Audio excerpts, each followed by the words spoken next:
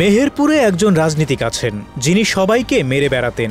চোখের সামনে কেউ কিছু অনিয়ম করলে, অবাধ্য হলে বা কারো কোনো ত্রুটি ধরা পড়লে তিনি কোনো অভিযোগ করতেন না, সালিশ বসাতেন না, শুধু মারধর করতেন। শিক্ষক, চিকিৎসক, প্রকৌশলী, ব্যাংক কর্মকর্তা কেউই তার মার খাওয়ার তালিকা থেকে বাদ নেই। তিনি গাংনী পৌরসভার সাবেক মেয়র আহমদ আলী। এমনও রেকর্ড গড়েছিলেন, এক মাসেই তিনি 15 জন সরকারি বেসরকারি কর্মকর্তা কর্মচারীকে মেরেছেন। মারধরের কারণগুলোও অদ্ভুত। যেমন কৃষি ব্যাংক কর্মকর্তা ইমারত হোসেনকে মেরেছিলেন।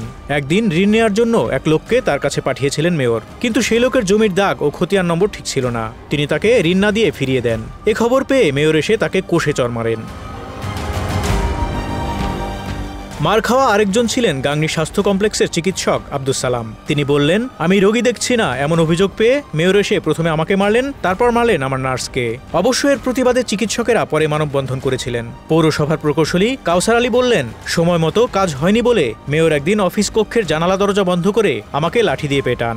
এরপর আমি মেহেরপুর ছেড়ে চলে যাই। পৌরসভার cashier Abul Kalam Azad, work assistant Nasir Uddin, টিকাদানকারী Abu তাহেরও কয়েক দফা মার খেয়েছেন। এরকম আরেকটি মারধরের ঘটনা ছিল গাংনী পল্লী বিদ্যুৎ অফিসে।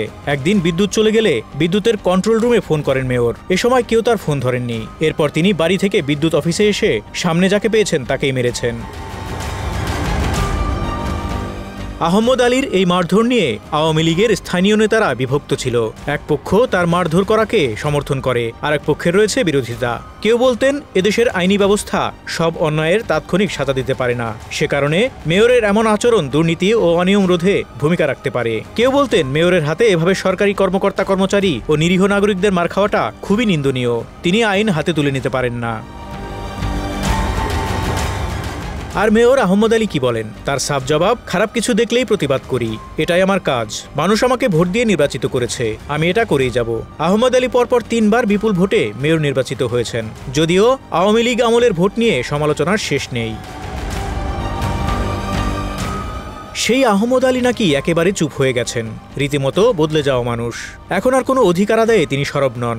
আওয়ামী লীগ আমলে নির্বাচিত সারা দেশের 323 পৌরসভার মেয়রকে অপসারণ করেছে নতুন সরকার। সেখানে রয়েছেন আহমদ আলীও। বর্তমানে তিনি একের পর এক মামলারও আসামি। আওয়ামী লীগ আমলেই গত বছর তার বিরুদ্ধে ঝাড়ু মিছিল হয়েছে।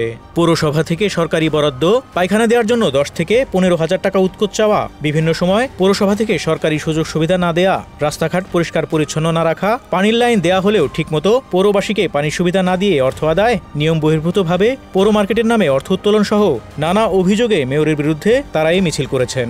এর আগেও বিভিন্ন সময় তার বিরুদ্ধে দুর্নীতির অভিযোগ এসেছিল, কিন্তু পুরো আওয়ামী লীগ আমলে তিনি ছিলেন মেয়র।